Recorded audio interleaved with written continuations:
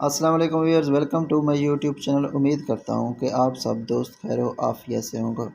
दोस्तों, अगर आप हमारे चैनल पर नए हैं तो चैनल को सब्सक्राइब कर दें और बेल आइकन को दबा दें ताकि इस तरह के इन्फॉर्मेटिव वीडियो आप दोस्तों तक बर वक्त पहुँच सके। दोस्तों, आज के इस वीडियो में हम बात करेंगे कि आया आज के इस दौर में कौन सा काम जो है ना बेहतर है, कौन सी पोल्ट्री फार्मिंग बेहतर है। आया लेयर मुर्गी बेहतर है या ये अपना गोश्त वाली मुर्गी बेहतर है या फिर ब्रॉयलर बेहतर है। ठीक है, आज हम थोड़ा इनका कंपैरिजन करेंगे, आज हम थोड़ा इनका तज्जिया करेंगे, आया कौन सी मुर्गी जो है ना बेहतर है। सबसे पहले हम देख लेते हैं गोल्डन मिस्री, ऑस्ट्रेलोप और आर को। ठीक है, अब उनका हम कंपैरिजन कर लेते हैं। गोल्डन मिस्री जो है वो जो है ना, पहले हम इसका जो है ना वो प्रोडक्शन देखते हैं, फिर उसकी जो है ना हम खुराक देखते हैं।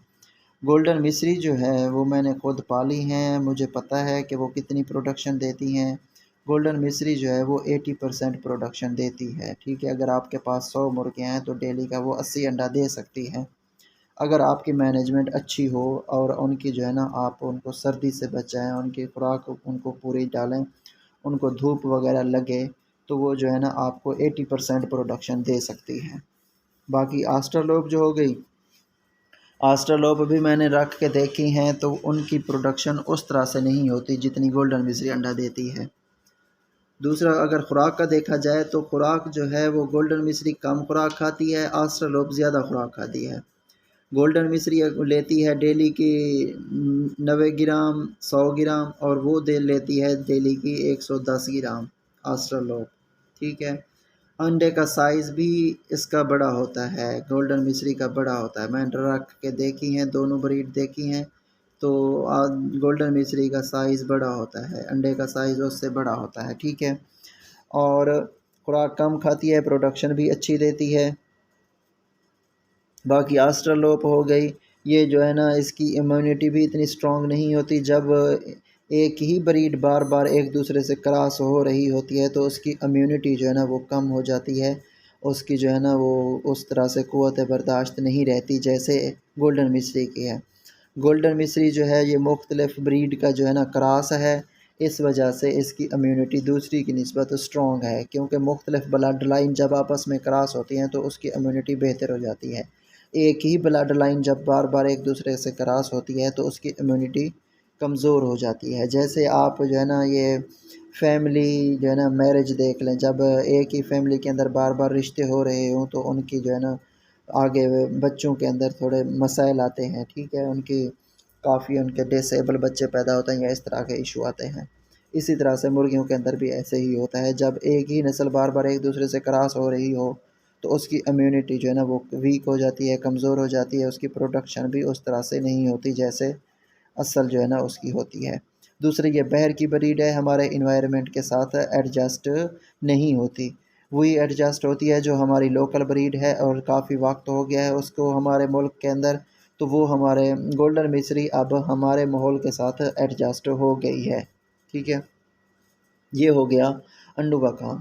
दूसरा, अब जैसे जो महंगाई चल रही है तो गोल्डन मिस्री जो ये कुछ ना कुछ वारे आती है, मगर आस्ट्रलोप वारे नहीं आती। क्यों? इतनी महंगी फीड है, इतनी महंगी फीड खिला के आगे जो जब हम अंडा सेल करते हैं तो आगे जब हम लोगों को कहते हैं कि यार ये गोल्डन मिस्री का अंडा ये हमसे 40 रुपए का लो, तो वो लोग नहीं लेते।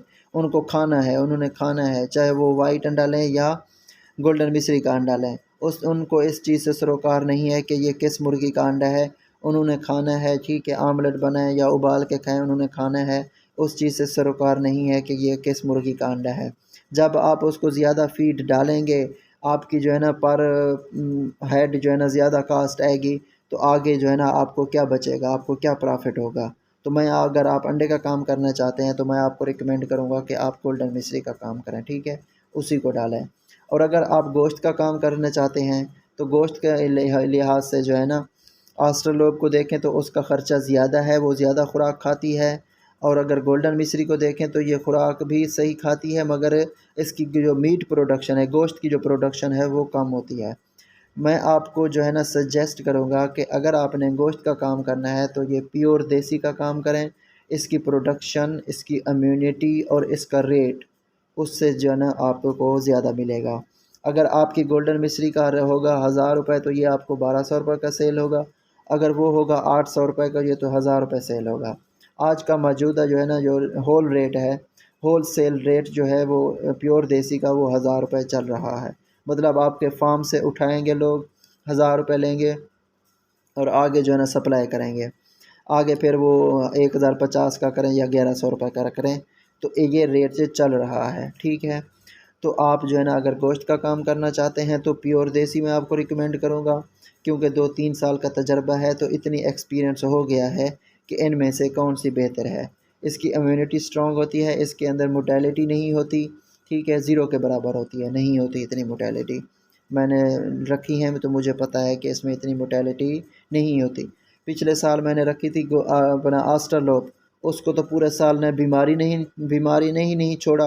कभी उसको जो है ना नज़ला ज़ुकाम है, कभी उसको क्या है, कभी उसको क्या है। ना गर्मी बर्दाश्त करती थी, ना ही वो सर्दी बर्दाश्त करती थी। सर्दियाँ जब आ जाती थी उसने अंडा बंद कर दिया, जब गर्मी थी तो उसे नज़ला ज़ुकाम नहीं छोड़ता था। अल्हम्दुलिल्लाह अल्हम्दुलिल्लाह। ये मैं आपको किसी दिन आपको अपने फार्म के साथ जो मेरी बैठक बनी हुई है उसकी अलमारी दिखाऊंगा। आप देखिएगा कि उसकी अलमारी के अंदर दवाइयाँ जो है ना उसकी भरी पड़ी हैं। वो पिछले साल की सारी मेरी पड़ी हुई हैं। इस साल मैंने जस्ट एक बार इनको जो है ना चलाया है, अपना वेंटोलिन और डॉक्सीसाइक्लिन। एक बार इनको पूरे जो है ना 6 माह के अंदर, 4 माह के अंदर एक बार नज़ला ज़ुकाम इनको हुआ। वो भी मेरी अपनी कुताई थी।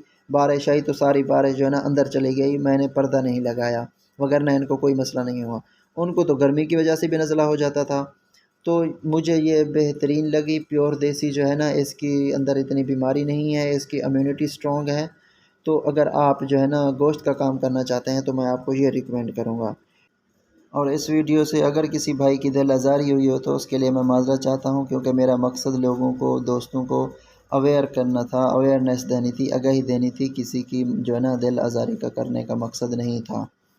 ठीक है दोस्तों, अगर आपको हमारी वीडियो अच्छी लगी है तो लाइक कर दें, शेयर कर दें, और अगर आप हमारे चैनल के ऊपर नए हैं तो चैनल को कर दें सब्सक्राइब और बेल आइकन को दबा दें, ताकि इस तरह के इन्फॉर्मेटिव वीडियो आप दोस्तों तक बर वक्त पहुँच सके। Thank you so much. अल्लाह हाफिज़। मिलते हैं नेक्स्ट वीडियो में।